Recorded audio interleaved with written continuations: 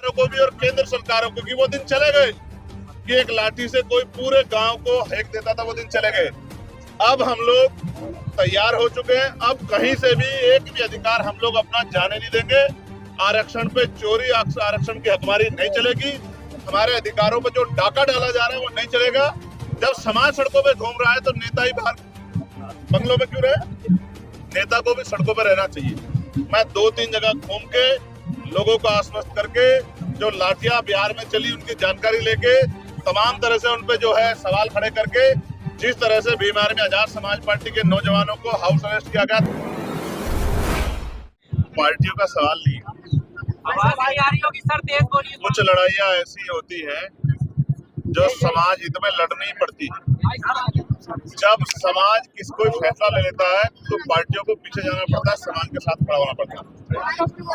जब हम लंबे समय से सुप्रीम कोर्ट को देखते हैं, जब हम लंबे समय से भारतीय जनता पार्टी को देखते हैं, जब हम लंबे समय से उनकी सरकारें देखते हैं, जब हम लंबे समय से इस देश में वंचित वर्गों के अधिकारों में जो कुठाराघात हो रहा है उसको देखते हैं, जब हम अपने लुटते हुए अधिकारों को देखते हैं तो हमें समझ आता है। मैं आपको याद दिलाता हूँ, डॉक्टर बाबा साहब अम्बेडकर ने कहा था कि संविधान कितना भी अच्छा क्यों ना हो, चलाने वाले हाथ अच्छे नहीं होंगे, उनकी नीयत अच्छी नहीं होगी, उनकी नीति अच्छी नहीं होगी तो अंततः संविधान बुरा साबित होगा। आज हम ये देखते हैं, जिस तरह से लेटर एंट्री करके, जिस तरह से निजीकरण करके, जिस तरह से संविदा, ठेकेदारी, आउटसोर्सिंग करके आरक्षण को पिछले चोर दरवाजे से खत्म किया जा रहा है, ये किसी छिपावा नहीं है। अभी भी 2 दिन पहले हमने जोरदार तरीके से विरोध किया, तब जाके 45 ज्वाइंट सेक्रेटरी चुपचाप बन रहे थे, पिछले दरवाजे से बंद हुए। और अभी भी सिंगल पोस्ट निकाल कर जिस तरह से आरक्षण की धज्जियां उड़ाई जा रही है, ये भी छिपावा नहीं है। आज का जो बंद है, ये बंद सरकार को चेताने के लिए, सरकार को संदेश है, राज्य सरकारों को भी और केंद्र सरकारों को कि वो दिन चले गए कि एक लाठी से कोई पूरे गांव को फेंक देता था, वो दिन चले गए। अब हम लोग तैयार हो चुके हैं। अब कहीं से भी एक भी अधिकार हम लोग अपना जाने नहीं देंगे। आरक्षण पे चोरी, आरक्षण की हकमारी नहीं चलेगी। हमारे अधिकारों पे जो डाका डाला जा रहा है वो नहीं चलेगा। जब समाज सड़कों पे घूम रहा है तो नेता ही बाहर बंगलों में क्यों रहे? नेता को भी सड़कों पे रहना चाहिए। मैं 2-3 जगह घूम के लोगों को आश्वस्त करके, जो लाठियां बिहार में चली उनकी जानकारी लेके, तमाम तरह से उन पे जो है सवाल खड़े करके, जिस तरह से बीमार में आजाद समाज पार्टी के नौजवानों को हाउस अरेस्ट किया गया, थानों में बंद किया गया, उनकी गाड़ियां रोकी गई, तमाम अधिकारियों से लड़ता हुआ अपने वॉर रूम का संज्ञान लेके अब यहाँ हूँ पिछले लगभग 1 घंटे से, इस बात के साथ कि हम जुल्म जाति स्वीकार नहीं करेंगे और हम आरक्षण पे किसी भी तरह का हमला स्वीकार नहीं करेंगे। मैं एक बात और स्पष्ट करना चाहता हूँ, ये हमारे भाइयों का मामला है। हम बेवकूफ नहीं कि अपने भाइयों से लड़ेंगे। हम अपने भाइयों से, डीएससी के जो भाई हैं, इस आंदोलन के बाद उनसे भी बैठ के बात करेंगे। और अगर कहीं कुछ ऐसा लगता है कि कहीं कहीं ऊपर अप डाउन हो रहा है तो उसको बैठ के सुलटाएंगे। अब हम इतने पढ़े लिखे हो गए कि हमें किसी तीसरे की जरूरत नहीं कि वो आके हमें हमारा इंसाफ करे। अब हमें किसी बंदर की जरूरत नहीं कि वो रोटियों को बंटवारे में इंसाफ करे। हम सरकार की नीयत को जानते हैं, समझते हैं। हमें सरकार की नीयत पे खोट है। हमें ऐसा लगता है आने वाले कल में आरक्षण को, जातिगत जो आरक्षण मिला है उसको आर्थिक आधार पे ले जाके, पहले जो ईडब्ल्यूएस किया गया, जो आरक्षण पे बहुत बड़ा हमला था, जिसको तमाम पार्टियों ने समर्थन किया था राजनीतिक बचाव में, जो कि गलत था। और अब जो है एक और जो फॉर्मूला और उसके बाद कोई नया फॉर्मूला लाके इस देश में जो बाबा साहब अम्बेडकर ने संवैधानिक आरक्षण दिया है, संरक्षण के तौर पे, हिस्सेदारी के तौर पे, उसे खत्म करने का प्रयास किया जा रहा है। हम लोग इसे किसी कीमत पे खत्म नहीं होने देंगे। जब तक हमारे शरीर में लहू का आखिरी कतरा रहेगा, हम आरक्षण की भी, संविधान की भी, अपने लोगों की भी, सरकारी संस्थाओं की भी, और जो कॉलेजियम से बने जज हैं, जहां all India judicial services commission बना के SC ST OBC और सामान्य जाति के बच्चों को मौका मिलना जज का, वो जो लूट खसोट हो रही है उसको भी हम लोग रोकने का काम करेंगे। हम इन सरकारों को, मानववादी सरकारों को दिन में तारे दिखा देंगे, ना भाईचारा टूटने देंगे, ना अपने अधिकार लूटने देंगे।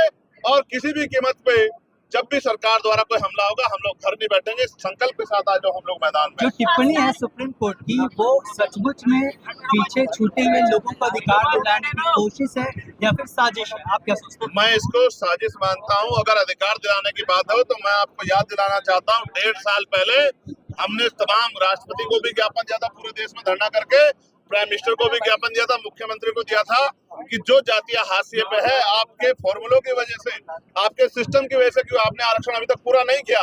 भाई 15% आरक्षण शेड्यूल कास्ट को है, 4 या 5% मिला है, 27% आरक्षण ओबीसी को है, 6 या 7% पूरा हुआ है क्लास 1 से ले क्लास 4 तक, और 7% करीब आरक्षण 4.5% आदिवासियों को, उसमें से 3 या 4% पूरा हुआ। आज तक आपने हमारे हकमारी को रोका ही नहीं, जो डकैती हमारे अधिकार है उसको आपने रोका नहीं। तो आपकी मनसा पे हमें शक है, हमें अपने भाइयों को अगर अधिकार मिलता है उसका कोई विरोध हम लोग नहीं करते। हम तो चाहते हैं कि हमारे भाइयों को अधिकार मिले और हमारी जो एकता वो बनी रहे, लेकिन हम उनको सरकार की कठपुतली नहीं बनने देना चाहते। मैं अगर कोई टिप्पणी करता है कम पढ़े लिखे हैं, काम नहीं करते, नौकरी करते, मैं इस बात को स्वीकार नहीं करता। हमारा समाज है, हमें उसका हाथ पकड़ के ऊपर उठाना है, हमें उनकी हिस्सेदारी का ध्यान रखना है, लेकिन हम अपने लोगों में बंटवारा नहीं होने देंगे। इस बात को भी सुनिश्चित करना, संकल्पित करना हमारी जिम्मेदारी है। आप एक मजबूत आवाज के रूप में उभरे हैं पार्लियामेंट के भीतर और तमाम मुद्दों पे आपने अपनी बात रखी। क्या बदला पिछली बार से इस बार? आप सब लोग गवाह हैं। आप बताओ, पार्लियामेंट में सबसे पहले सरकार को ललकारने का काम चंद्रशेखर आजाद ने किया था, नहीं किया था? और क्यों किया था? क्योंकि हम सरकार से को समझते हैं, सरकार को जानते हैं। और आप ये बताओ, अगर ये विरोध नहीं होता तो ये 45 ज्वाइंट सेक्रेटरी सरकार बना रही थी, क्या ये बनते नहीं बनते? बताओ। पहले 63 बना रखे लेटर एंट्री के जरिए। मैं फिर कह रहा हूँ, आज समाज ललकार रहा है और उस दिन हमने ललकारा था, और ये ललकार तब तक जारी रहेगी। क्या तो हमारी आवाज को कुचल दिया जाएगा या फिर हमारे लोगों को अधिकार मिलेंगे। हम बेवकूफ लोग नहीं है, हम बाबा साहब अम्बेडकर को मानने वाले लोग हैं। और सत्ता में बैठे लोगों को देखिए, किसी प्रदेश में लाठी नहीं लगी अभी। सबसे पहली लाठी अगर लगी तो बिहार में एनडीए की जो सरकार है उनके नेतृत्व में लगी, जिस सरकार ने आदेश दिया कि लाठियों से पीटो, आंदोलन कुचलो, और उसका परिणाम देखिए, एक एसडीएम को पीट दिया। उनको पीटना है, उनको ये नहीं देखना कि वर्दी से बाहर जो है वो SC ST OBC है, कोई अधिकारी कर्मी, उनको पीटना है, उनका लक्ष्य है पीटना। वो लाठियों से हम लोग डरने वाले नहीं। हम लाठियां छोड़िए, हम पिछले आंदोलन में हमने कुर्बानियां दी थी, हमने शहीदगी दी थी। हम लाठियों से नहीं, हम गोलियों से नहीं भी डरेंगे। अगर समाज के अधिकार बचाने की बारी आई, हम बाबा साहब को मानने वाले लोग हैं, हमारे और काशीराम साहब को मानने वाले लोग हैं, हम महामना रामचू वर्मा जी को मानने वाले लोग हैं, हम दीना भाना वाल्मीकि जी को मानने वाले लोग हैं। मैं आपको स्पष्ट कर दूं, लाठी क्या, गोली भी चल जाए, हमारे खून का कतरा भी बह जाए, हम अपने अधिकारों को इतनी आसानी से सरकारों को छीनने नहीं देंगे, लूटने नहीं देंगे। मैं फिर आपको कह रहा हूँ कि लाठी गोलियों का हिसाब आने वाले समय में समाज सूद समेत करेगा। इस बात का भी मैं सरकार को वचन देता हूं, और मैं सरकार को भी चेताता हूं। शांतिप्रिय आंदोलन है, संवैधानिक आंदोलन है, मर्यादित आंदोलन है। इसको कुचलने का, साजिश करने का काम अगर किसी भी सरकार ने किया, मैं चंद्रशेखर आजाद, भीम आर्मी आजाद समाज पार्टी के कार्यकर्ता होने के नाते वचन देता हूं कि उस सरकार को तख्ता पलट करके रख देंगे हम लोग। इस बात